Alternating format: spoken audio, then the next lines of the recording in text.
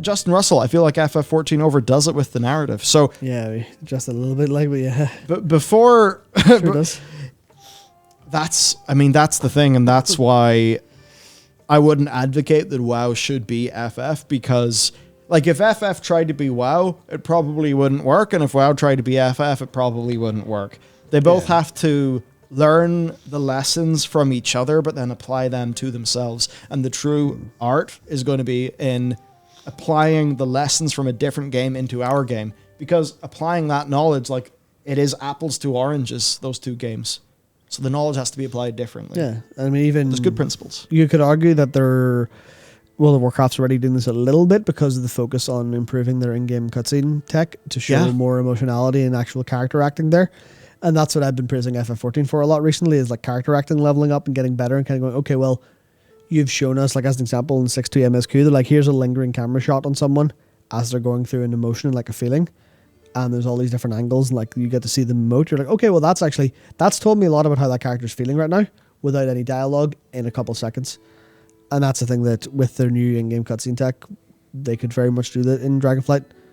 Obviously, we haven't seen any of them, which is great. So maybe they will actually kind of show us more stuff, like, say, how Alex Straza emotes in reaction to hearing a bit of news about the Evokers. Yeah. Or, I'm trying to think what other characters are even involved. Or, when it comes to like the Malagos and Syndragosa stuff, if they can emote those two characters a little bit better, a little bit nicer, then that'll feel good. And that'll be more, oh yeah, well, we felt that story beat more. That's way stronger, way stronger. So that's exactly that's the thing where they can take some of the ideas of, here's some, oh yeah, we see how we're not going to do what you do, but we see the skills and the techniques you employ, and we will use those. And that can go both ways. But I think that's kind of the key there.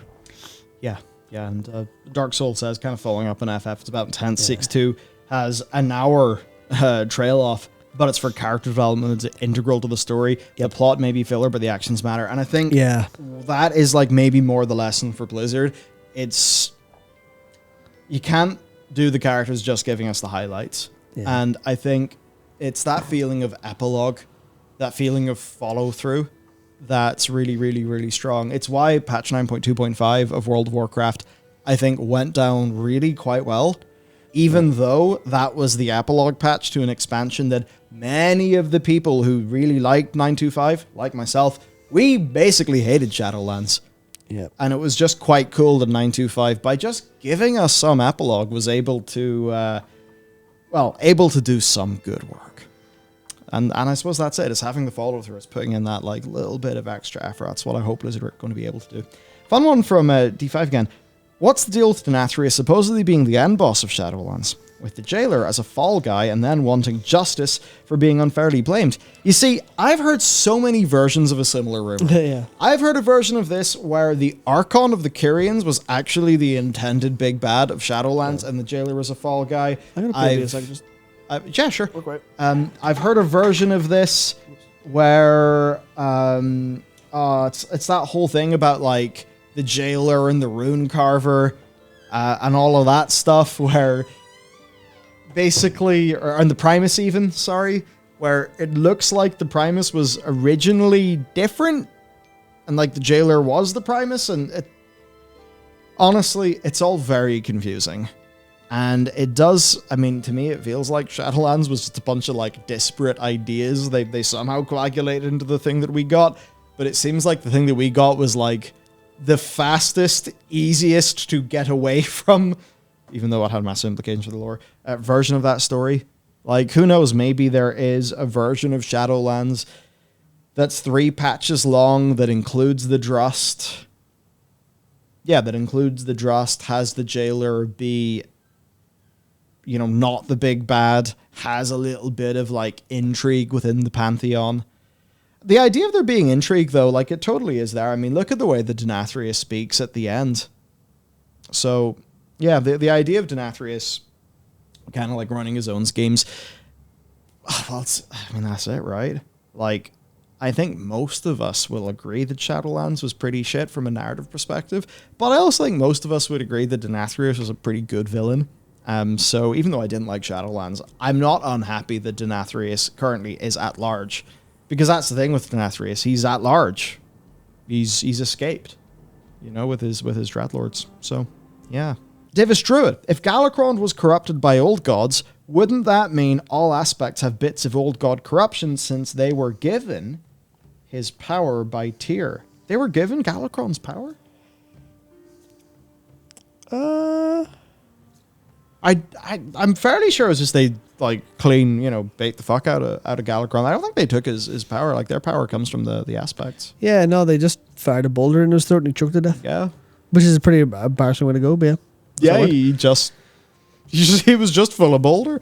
But the thing about Galakrond and the old gods is there's stuff could certainly make sense of Galakrond and old gods, but there's just weirdness about Galakrond.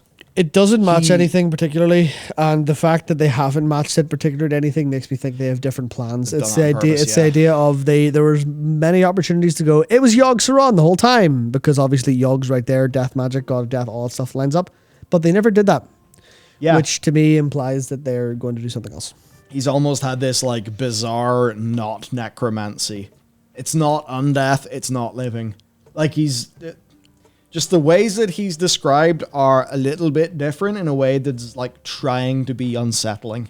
Mm-hmm. Which I think it actually does mean that Galakrond could be a really, a pretty good villain. I don't think he's going to be a deep character, but you can have a tremendous threat that itself is not a deep character. Hopefully there are deep characters in and around the situation, of course. But I think whatever Galakrond is, it could push the canon forward in a way that could be really satisfying, especially if it is being tied into, Morazon and all these time things and what it means for the dragons.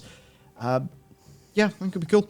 Okay, Stoji, are we going to get a crossover dungeon like a Diablo-themed armor or StarCraft secret raid piece or something? You see, that's a fun idea, and me and Matt have talked about this quite a bit before. Some of the content in Final Fantasy XIV that people really enjoy is a crossover with Nier. So the idea of Blizzard doing one of these, and I think Blizzard, they wouldn't even have to have it overtly be in universe. They could just do it as an event for a bit of fun. They don't need to go to the effort that they went, to with the Nier stuff. Yeah, I think that's cool. It's weird. I think that's a little bit more of a staple of a lot of Asian properties where they kind of go, here's a crossover, because they really super value crossovers a lot. Yeah. I think the West is maybe waking up to that because it's working so well with Fortnite. But that's the thing of the importance of IP is super king. So the more they do that of just hey, here's some stuff. And even, because I assume you're talking about internal kind of crossover stuff with their own IP. Yeah. They definitely should be going for even external stuff. Literally just get everyone on the phone, especially if they're going to be under the Microsoft umbrella and they have they won't literally, but theoretically internal desire. We're here, or a little dial. It's I just press the button to get to the Halo boys. Hello, can we have John? Can we have John Halo in Warcraft, please? We'll sort that out next week. Yep, sweet. We have given Steve the Covenant. Yeah. The Covenant are now in World of Warcraft. Yeah, that's the thing where I think people generally, I think it's hard to do that stuff really well and not get it feeling just for the sake of it. But I think that's it just works. It just works for most people. They're yeah, wait, two things I like, or one thing I like. What's this new thing? Oh, I like that too. Wow, what a fucking deal! You would quadruple the sales of the next Forza game if you could have the world famous Azeroth choppers. Oh, that's good. They could do it. Yeah, oh dear. This was a good one, Femina Bunny. Sometimes I want to see Crouching Tiger, Hidden Dragon. Other times I want Big Trouble in Little China. I love both in equal measure. Absolutely. Watch Kung Fu Hustle. Kung Fu Hustle is a damn good time. Yeah. I need to watch Sheldon Shocker. Oh, I need to watch all of, what's he called? Stephen Chow? Stephen Chow. Yeah, I need to watch his stuff. He's talked them out well to us.